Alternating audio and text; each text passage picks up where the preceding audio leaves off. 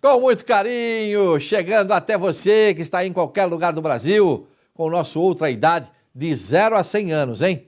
0 a 100 anos, Ultra Idade, em nome da Ultra Farma, está no coração da gente. Desde já agradecendo o nosso querido Sidney Oliveira. Lembrando que nós teremos o Ultra Previdência com a doutora Patrícia Evangelista, sempre levantando um tema para que você possa saber quais são os seus direitos. Também o João Ferreira, nosso querido João Grandão, Ultragito. E claro, o nosso direito à saúde. Para isso, nossos especialistas já estão aqui. Estamos com o Dr. Fábio Freire e o Dr. Alberto Germano, a quem eu cumprimento mais uma vez aqui no nosso Ultra Idade. Dr. Fábio, tudo bem? Dr. Alberto, tudo tranquilo? Tudo bem, tudo bem. Muito obrigado pelo convite. É isso aí. Lembrando que você tem o Guia Saúde Popular, este guia aqui é fantástico, né? E você tem acesso nas lojas da Ultra Farma. Você chega na Ultra Farma e você tem lá o Guia Saúde Popular. Não precisa comprar remédio? Não precisa. Pede o Guia Saúde Popular, ele disse não, você não precisa comprar remédio. Se você comprar remédio, em qualquer lugar do Brasil, vai pedir pela internet, você recebe junto o Guia de Saúde Popular. Ou então você pode entrar no site www.guiasaudepopular.com.br, lá você faz a pergunta, você tira a sua dúvida com os nossos especialistas. Hoje, nós reservamos um assunto importante para tratar tanto com o doutor Alberto como também com o doutor Fábio, que é uma questão do testamento. A pessoa quando está muito mal, vai morrer, ou muitas vezes a pessoa fala, puxa vida, vou deixar para fazer o testamento quando eu já estiver prestes a ir dessa para melhor. Eu quero cuidar dessas coisas antes. Então, tem um nome até, né? Que é o testamento, e quem vai esclarecer para a gente é o doutor Alberto Germano. Nesse caso, queria que o senhor explicasse como é que funciona, e o doutor Fábio também, evidentemente, fazendo parte do nosso papo. O que acontece? Nós temos aquele testamento tradicional, aquele testamento que dispõe sobre os bens da pessoa. O que nós estamos trazendo de novidade para muitas pessoas é o testamento vital. Vital. O testamento é uma série de diretrizes do que a pessoa se dispõe a enfrentar no caso de uma doença grave, ou seja, em fase terminal da doença. Muitas vezes a pessoa para de poder ter a lucidez, de poder falar ou discordar de alguma coisa. Então, antes que ela entre no estágio terminal, um estágio até vegetativo, ela coloca o que ela está disposta a passar, os limites do sofrimento dela. O que ela está disposta a enfrentar nessa fase da doença, caso ela chegue até lá e ela não possa manifestar o seu desejo. É isso, né? Basicamente,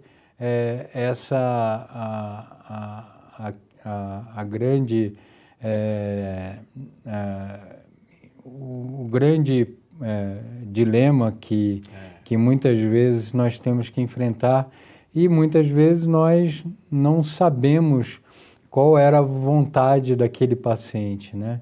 Então, até num gesto até de egoísmo, nós avançamos, mas muitas vezes pode estar provocando algum sofrimento, alguma coisa, que aí é melhor o doutor Fábio explicar. Inclusive eu queria perguntar já para o doutor Fábio, né, já pegando esse gancho e passando para ele, quer dizer, porque o médico tem uma responsabilidade muito grande nessa questão, né? Quando que, para o médico, uma pessoa está em estado terminal? Porque nós somos leigos, né? Muitas vezes a gente fala, poxa, mas ele vai melhorar, aquela coisa, mas o médico efetivamente é que sabe, né, doutor Fábio? É que tem efetivamente aquele diagnóstico, né? Exato, Carlos. Na verdade, isso depende de cada doença, né? Então, existem doenças como câncer, que podem chegar na fase terminal, aí você tem alguns critérios bem estabelecidos. Por exemplo, o indivíduo que tem um câncer que não responde mais a tratamento nenhum, quimioterapia, radioterapia, ou nem tem indicado fazer, ou não é mais possível retirar ele cirurgicamente. Ele se espalhou, ou seja, não existe mais nenhum tratamento capaz de reverter aquela doença que vai levar, infelizmente, ao óbito em um prazo muito curto. Então, quando a gente está falando de terminalidade, isso depende de cada doença, mas tem doenças que não são como malignas, como o câncer, e que tem um desfecho também ruim. Então, tem pacientes que têm doenças neurológicas, por exemplo, que têm problemas cardiológicos, né, importantes, e que a gente sabe que aquela doença, o indivíduo tem pouco tempo de vida. Isso é baseado na experiência médica mesmo, né, de você ter uma média, né, de que aquela pessoa com aquela doença naquele estado não vai viver mais do que 2 meses, 3 meses, 6 meses. Então, tem uma ideia, o que nós chamamos de prognóstico, né? Então, uma vez que o indivíduo está numa situação em que não há mais como reverter aquele quadro, ele é considerado terminal, mas isso depende muito de cada doença, né? É uma doença muito grave e que não tem como reverter isso com nenhum tratamento. Então, aí a pessoa ela tem que tomar decisão com relação ao que ela quer que faça com ela numa situação como essa. Por exemplo, se ela tiver uma parada cardíaca, vai reanimar ou não? Porque às vezes é prolongar o sofrimento dela, né? Pois, né? Exatamente. Então é uma dúvida que algumas pessoas leigas, por exemplo, têm muito, né? Porque na verdade todo indivíduo que vai fazer a transição para a morte, vamos dizer assim, ele tem a parada do coração dele. Isso já é uma coisa esperada, né? É diferente, por exemplo, Carlos, de você ter uma parada cardíaca aqui na minha frente, né? Porque você teve um infarto, né? Você tem hipertensão, diabetes, você teve um infarto. Eu tenho que te salvar aqui mesmo.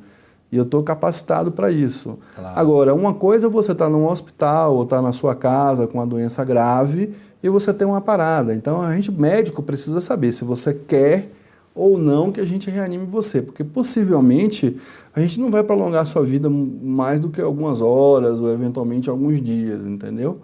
Então, essas coisas a pessoa precisa. Por exemplo, vai fazer uma cirurgia ou não vai? Por algum outro motivo, né? Você tem uma doença grave e aí tem que fazer uma cirurgia do coração. Mas vai fazer cirurgia no meu pai, assim... Que já está aí, sei lá, com 90 anos, já está debilitado. Outra doença. Então, na verdade, assim, a pessoa precisa deixar pronto esse testamento vital, porque ela está viva ainda, né? E o outro, na verdade, é um testamento depois que ela vai a falecer, que é o tradicional, isso que ele está falando, né?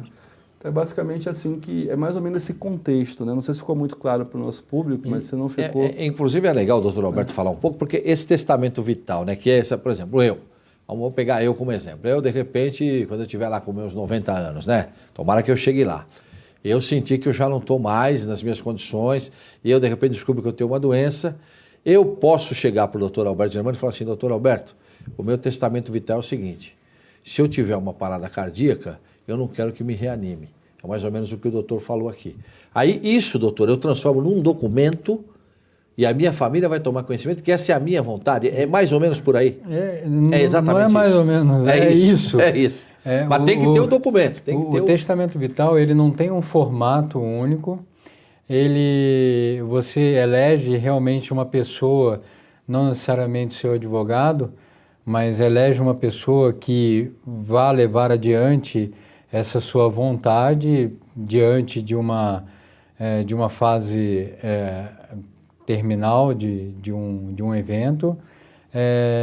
Também outra curiosidade, outro ponto que vale lembrar é que o médico ele pode discordar desse testamento. O médico ele tem autonomia para falar, não é o caso de permanecer na parada. Eu tenho que reanimar porque o quadro dele pode... Você pode viver mais 10 anos. Pode reverter. Então, o médico ele tem autonomia para ir contra esse testamento. Enfim, é uma coisa dolorosa, dura, mas é simples.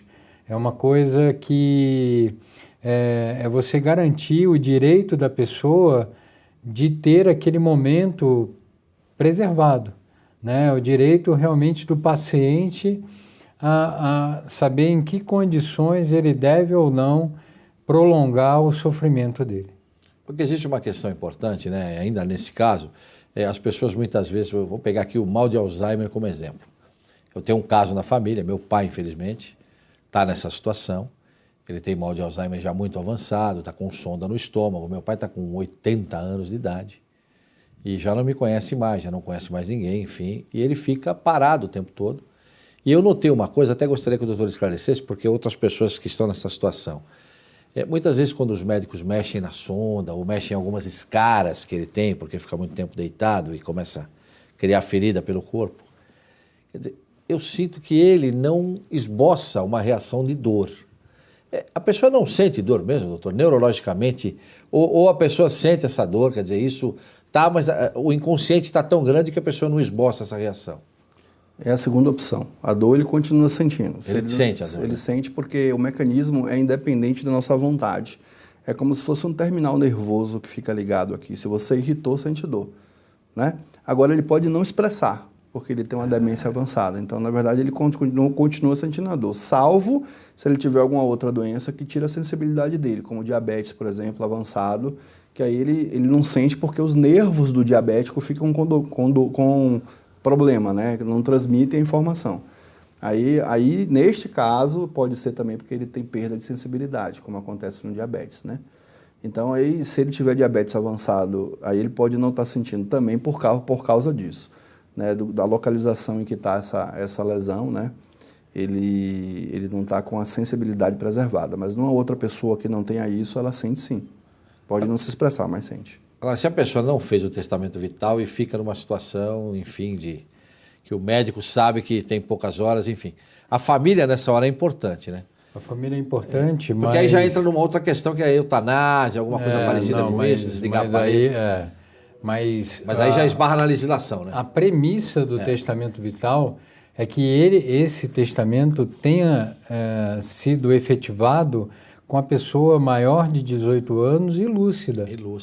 Ou seja, a pessoa ela tem que estar consciente, capaz, né, para poder colocar a sua vontade perante um problema que pode ser que ainda não exista. Né? Então, ela nem precisa ainda ter o problema. Né? Então, a premissa única é que a pessoa tenha feito lúcida, capaz e seja uma pessoa maior de 18 anos. E o principal, né, que a família saiba, né, doutor? Porque senão chega na hora, né, doutor? Tenha eleito... A família vai falar, que é isso? Eu não estou sabendo nada disso, não. Que negócio, vida. Exatamente. Né? Mesmo que seja, a gente brinca, né? Mesmo que seja um papel de pão, mas escreve e deixa com alguém de confiança. Né? Mesmo que o testamento vital ele pode ser uma folha de papel, uma folha de caderno, mas ele não tem um formato específico, mas ele tem que ser devidamente escrito e confiado a alguém de confiança. Você sabe que agora... Quer falar mais alguma coisa sobre esse assunto, doutor? Acho que... doutor, tranquilo. Acho que deu para o nosso telespectador entender efetivamente, não é? É evidentemente polêmico, mas é a pessoa que decide. E é isso que vale. A assinatura dela está lá. E o advogado ou alguém da família tem que saber efetivamente para comunicar aos demais. Outra questão que as pessoas me perguntaram, sabendo, é claro, da presença do doutor Alberto aqui, do doutor Fábio, pergunta para eles, porque existem alguns casos que as pessoas têm prioridade processual. Então eu queria que o senhor explicasse isso e que o doutor Alberto também efetivamente participasse dessa aula, né?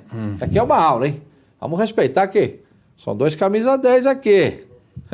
Doutor Fábio e doutor Alberto. Um toca pro outro, um vai lá e faz o gol. Esse outro vem e faz o gol. E eu só fico aqui distribuindo o jogo. Vamos respeitar. Vamos lá. Hein, doutor? Muita gente realmente acha que a prioridade processual vale apenas no fórum, né, na justiça. E uma coisa que não é verdade. E diariamente nós vamos até o banco ou vamos em repartições e tem lá o atendimento prioritário. Esse atendimento prioritário não só para o atendimento no guichê, mas internamente, se você entra com algum recurso